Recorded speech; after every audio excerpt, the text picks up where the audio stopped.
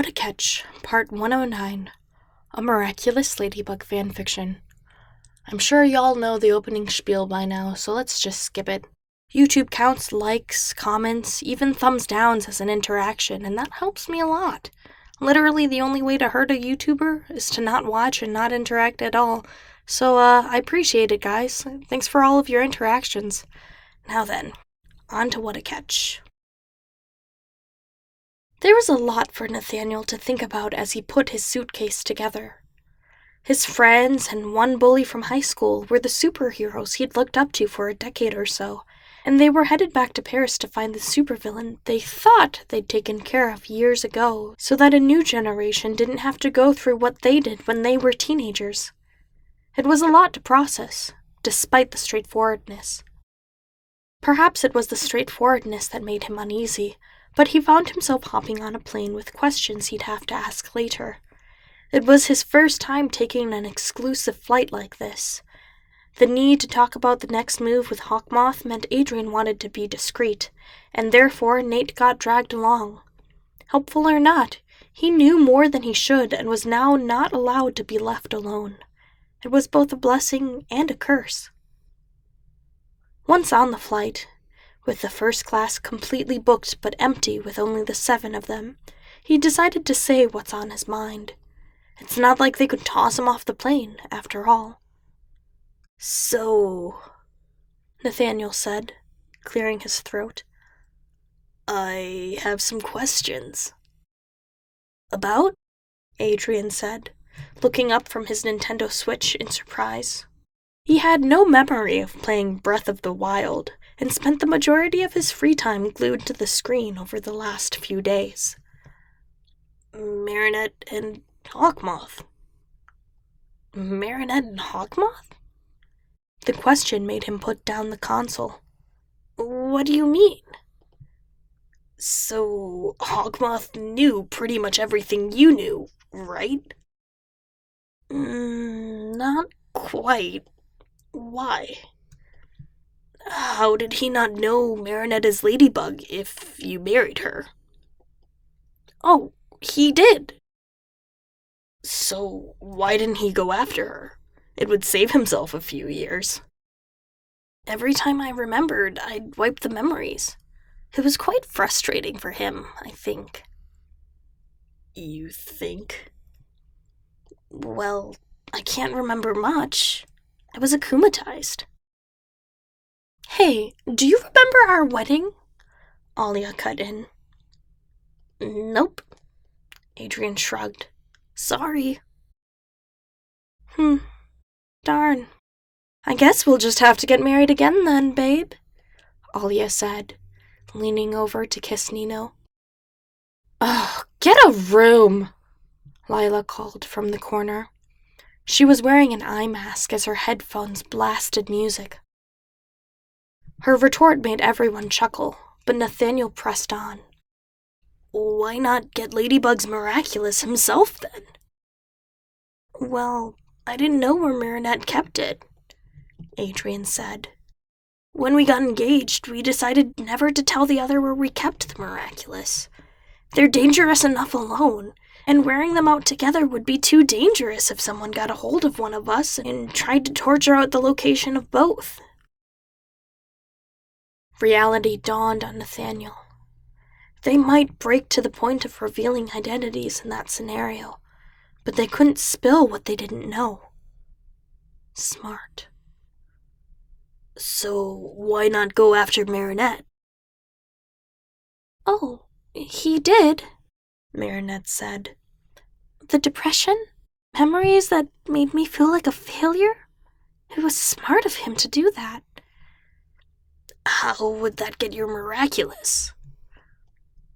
"When people feel like failures, they think about when they weren't one. For me, the only thing I've never failed at was being Ladybug.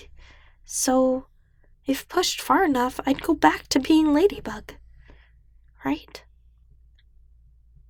The idea clicked. "So, if you started showing up as Ladybug, Cat Noir would be able to catch you with your Miraculous." "Bingo," Adrian said, turning his attention back to his game. Huh. Smart guy. Yeah, it's a shame I have to kill him. Nathaniel's blood ran cold. What? Adrian didn't look at him. If he can't be redeemed, then someone needs to get rid of him. You... Nate's voice was nearly a whisper. I'm joking. Adrian sighed and looked out the window. I don't think I'm capable of doing such a thing. I don't want to fall to his level. Anyway, I'm sorry the joke didn't deliver. I couldn't blame you if you weren't. He put you through worse things than your father did. Adrian's face froze. Where is my father these days, anyway? I shifted around the room as a realization sunk in. Nino began, pressing his hands together as he realized what everyone was thinking. I was told he died of cancer, but... Cancer? Adrian tumbled forward, losing his balance as he tried to stand up on the moving aircraft. But now that our memories are back, I don't think that's true. Nino's voice was soft, yet firm. Nate questioned the news. He'd gotten better at discerning true and false memories from the akumatization over the last few days, but he'd only heard of Gabriel Agrest's passing through the grapevine. What motivation did Hawkmoth have to fake his death? Moreover, where was Mr. Agrest now, if he was still alive? Something wasn't adding up. You could try calling him.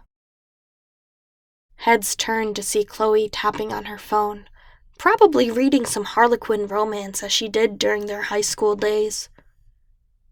That's a good idea, Adrian said, taking out his phone. I'll admit I'm a bit nervous, but still, a good idea.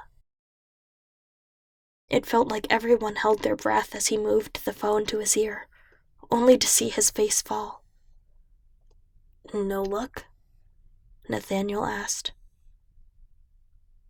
The line's dead, Adrian said, shaking his head.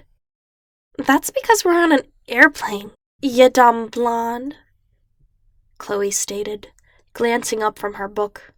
No service, remember? Alia and Nino bit back their laughs as the tips of Adrian's ears turned red. Well then. He slid his phone away and turned his attention back to the switch. That's ridiculous. Utterly ridiculous. His response made Alia cackle as Nino snorted. Even Marinette giggled, and laughter bounced around loud enough that Lila lifted her eye mask to see what was going on. It was nice to have a moment of comic relief between drama, no matter how brief. Nathaniel felt his muscles relax for a moment, unaware he'd been tense, and sighed. They'd be okay. It was a strange team, but they balanced each other out. The conversation moved on without him, and he wriggled deeper into his seat for a nap. They had another 9 hours ahead of them before touchdown, and he didn't want to be jet-lagged if they were going after Hawkmoth.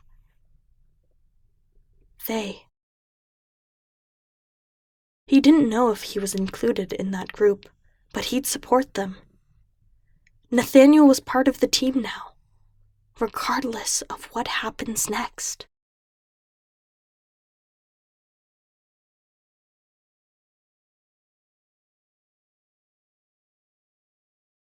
Thank you so much for listening. Part 110 is on its way. In the meantime, you can check out these other videos for more fanfiction. I'll catch you next time.